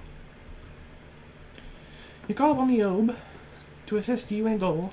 Only Caligny callers can use this ritual with a relative safety. If a different type of Caligny attempts this ritual, they use an outcome 1 degree of success worse than the ritual for their check. If a non-Caligny attempts the ritual, the result is an automatic critical failure. They conjure the Obe. It decides your goals closely match its own, doesn't require a favor in return. Conjure the Obe. It isn't eager to pursue the task, so it requires a favor in return. You don't conjure the Obe. You conjure an Obe, but it deems you unworthy and siphons away some of your soul energy. All casters become doomed to 196 and 142. Obe. Oh, this is an Obe. That's not what I was expecting. I was expecting an orb, not an Obe. It is only CR6 though. Interesting. Perception plus 13, greater dark vision. Languages, Caligny, can't speak, has telepathy. Light blindness. Melee. Slashing. Burning cold. Persistent cold. Guardianly spells, plane shift, self only, to or from the shadow plane only. Shadow blast, shadow walk, darkness, invisibility, mind reading. Actually, we can. Mind reading, cantrips, chill touch days, read, aura, shield. Curse of darkness. The Obe inflicts a curse on one creature, taking persistent cold damage from their burning cold strike. Stealing victim's vibrancy, the creature must attempt a DC 23 fortitude save. On failure, the creature gains light blindness and its coloration turns to washed out shades of grey, along with all equipment it carries, wields, and wears. These effects have an unlimited duration, regardless of the result of its save. The creature is temporarily immune for 1 minute. The Obe uses its ability on Caligny. The curse can't be removed short of a wish or a similar powerful magic. Interesting. That would, like, kill a gnome. Obe Prophet.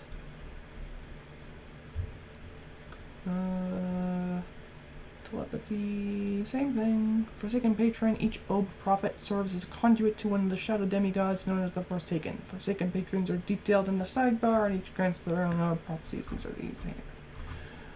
Like blindness, AC, melee, range, nothing too crazy. Clutching cold is interesting.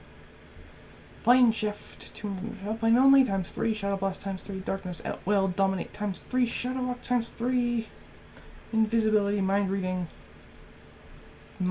at will, goodness, shield touch, days, reader of shield, burning cold, fusillade. The Obe Prophet makes 3 burning cold strikes. Clutching cold, the creature hit by the Prophet's burning cold strikes becomes immobilized in a cluster of binding ice crystals. Curse of darkness. As Obe at DC 32, can you worship these things? Shadow swiftness. An Obe Prophet can cast Shadow Walk as a 3-action activity instead of a 1 minute. If they do so, they target only themselves. Yeah, looks like you can. Interesting. You're at 42. Yes. Calicane. Interesting. What are you? You are a humanoid. Okay. I assume these are like the mutated. No. I don't know. Interesting. They're just their own thing. Okay. True seeing. Suspended animation.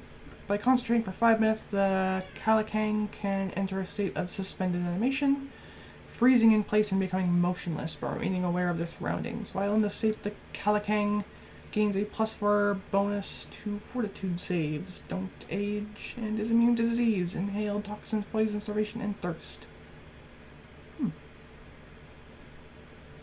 The Calicang can exit suspension animation as a free action if they exit the state of attack. Okay. So basically they like are dormant centuries of ancient tomes. Interesting. Energy conversion. Whenever the Kalakang is hit by an electricity spell's attack roll or rolls a successful save against a spell that deals electricity damage, they absorb the energy. This heals the Kalakang for an amount of HP equal to quadruple the spell's level. And recharges their breath weapon. The Kalakang can't absorb their own spells this way. Well, thank God. Chain lightning, magic weapon at will, constant true seeing. Breath weapon. Once per day. Okay. Kalakang breathe a blast of energy that deals 13d6. What? Huh. Energy damage to creatures in a 60-foot line, DC 20 basic reflex save. The Kalakang can choose the damage type each time, as cold, electric, fire, or sonic. Increasing the die size D8 if the Kalakang chooses electricity. Interesting. That'd be a pain in the ass to roll. Six-fold flurry, 2 actions. The Kalakang makes up to 2 longsword strikes and up to 4 fist strikes. Each strike must be against a different target. These attacks count towards the Kalakang's multiple attack penalty, which doesn't increase until after all the attacks are complete. For 1 round, the Kalakang gains a circumstance bonus to AC equal to the number of strikes they chose not to take. Maximum +4 for only taking 2 strikes. Interesting. Camel. It's a camel. You can summon it. Desert adapted. It's well adapted to heat and desert, so if allowed to drink and eat its fill, roughly 40 gallons, it can subsist for 2 weeks without needing to attempt to survival checks, and treats environmental heat as if it was 1 step less severe. Camel spit. To drive away enemies, the camel spits the particularly digested contents of its stomach at a creature within 10 feet. On a hit, the target is dazzled for 1 round. It must use DC 17 Fortitude save or become sickened 1. The camel can't use its camel spit strike again for 1d4 rounds. Its mouth becomes dry. Sand stride. The camel strides twice. It has a +5 circumstance bonus to its speed during these strides, ignoring difficult terrain caused by rubble, sand, and uneven ground made of earth and stone. Cavalry brigade. Holy shoot. Neat. Gargantuan.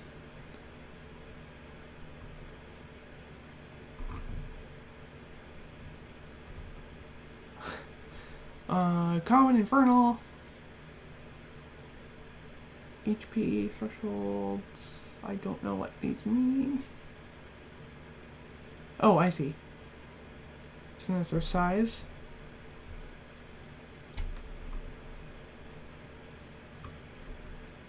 That's so cool. Arrow volley. 2 actions. The Hell Knights draw and reload or reload their longbows, then launch a ranged attack in the form of a volley. This volley is a 10-foot burst within 100 feet that deals 48 piercing damage. When the troop is reduced to 8 or fewer squares, this area decreases to a 5-foot burst. Yeah. That's interesting. Form up. And we're on page 45. Form up, the troop chooses one of the squares it currently occupies and redistributes its squares to any configuration in which all squares are contiguous and within 15 feet of the chosen square. The troop can't share its space with other creatures. Interesting.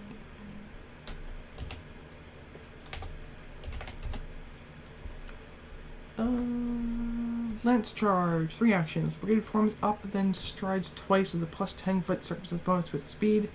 If it moves at least 10 feet, the brigade deals 3d8 plus 13 piercing damage to each enemy within 10 feet of the brigade at the end of its movement. Mounted troop. It affects that target only animals or only humanoids, may not work on the cavalry brigade, subject to DM's description. Swing from the saddle, 1 action to 3 action. Frequency once per round. Effect: the brigade engages in coordinated melee attacks against each enemy within 10 feet. Number depends on the number of actions. Oh, damage depends on the number of actions. 2d6 slashing damage, 2d6 plus 10 slashing damage, and 3d6 plus 13 slashing damage. Trailblazing stride.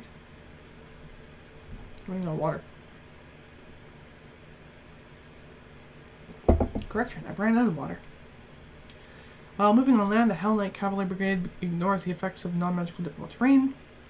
Troop movement, whenever the Cavalry Brigade strides, the brigade first forms up as a free action to condense into a 20-foot by 20-foot area, minus any missing squares, then moves. This works just like a gargantuan creature moving. For instance, if any square of the brigade enters difficult terrain, the extra movement cost applies to the whole brigade. It might sound weird, but I mean it makes sense, because the guy in front of you slows down, you're going to slow down too. If you're in a line, you're going to accommodate. So on and so forth. I'm going to quickly get a glass of water.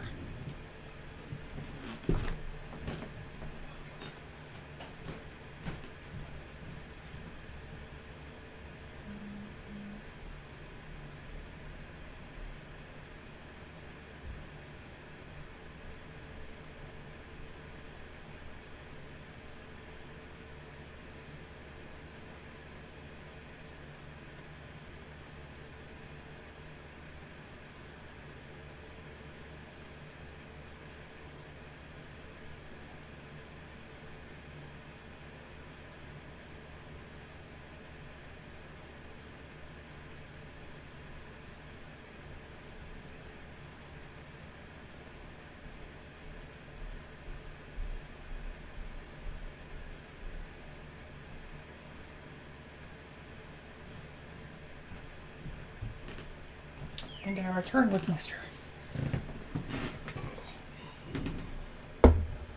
Amphibious humanoid. Wave scent, sacrifice. Plus 13 to grapple. Melee long spear, plus 15. Magical reach, 10 feet. Damage, 2d8 plus 7 piercing. 15 plus grab. Concealed jet move, 2 actions. Concealed moves up to 140 feet in a straight line through the water. What's their base speed? Oh, Jesus. Hurl net requirements. The Concealia is holding a net in 2 appendages. Effect: the Concealia hurls their net, attempting to hamper a foe. Concealia makes a ranged strike with a plus 15 modifier against a medium or smaller creature within 20 feet. On a hit, the target is flat-footed and takes a minus 10 foot circumstance penalty to its speeds. On a critical hit, the creature is instead restrained. The DC to escape the net is 16. The creature adjacent to the target can interact with the net to remove it from the target. Ink cloud. Concealia emits a cloud of black ink in a 10-foot emanation. This ink cloud has no effect outside of water. Creatures inside the cloud are undetected by creatures using sight or smell and can't see or smell while inside the cloud. It dissipates after 1 minute. Concealia can't use ink cloud again for 2d6 rounds. What? What? What even are you? A gargantuan aberration. Telepathy 100 feet. Don't know where I saw 20. 135. Mental, physical, and acid resistance. Alien investment. The Chizidu wears an eerie alien layer of shimmering violet mucus that slithers and crawls over its flesh, but it's hard as iron to the touch. If a Chizidu takes bludgeoning damage from a critical hit, its alien investment is shattered. This reduces its AC to 27, causes it to lose its resistance to mental and physical damage. It can grow a new alien investment by concentrating for 1 hour. That would suck. Ecstatic hunger. 30 feet incapacitation. A Chizidu gains sustenance by feeding upon the metabolisms of organic victims. A living creature that ends its turn in the aura must attempt a will save. Typical immune for 24 hours. Flat-footed for 1 round. It's hungry. 2 actions in the next turn: eating or drinking, or spending actions to produce food or drink from its positions or surroundings if necessary. The creature won't consume anything dangerous, but will eat things it normally has no appetite for. Hey buddy, you look delicious. As failure, the creature will eat or drink dangerous consumables such as poison or rotten food. If other food or drink are not immediately available, the creature must spend its first 2 actions each round consuming for as long as it remains in the creature's aura, plus 1 minute thereafter. Abilities can attempt a new saving throw to end the effect early.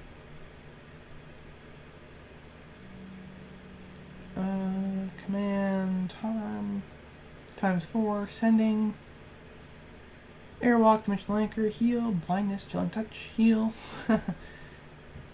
enhance, ficticles, victuals, vicbile, ghoulish craving, silence, command fear, sanctuary, dazed, violence, message, read aura, sigil. Well, how far? I think I'm gonna call it there, because my voice hurts, my throat hurts, and it's getting hard to talk, it's getting hard to concentrate. So I'm going to sign off here, and thank you all for watching oh so much.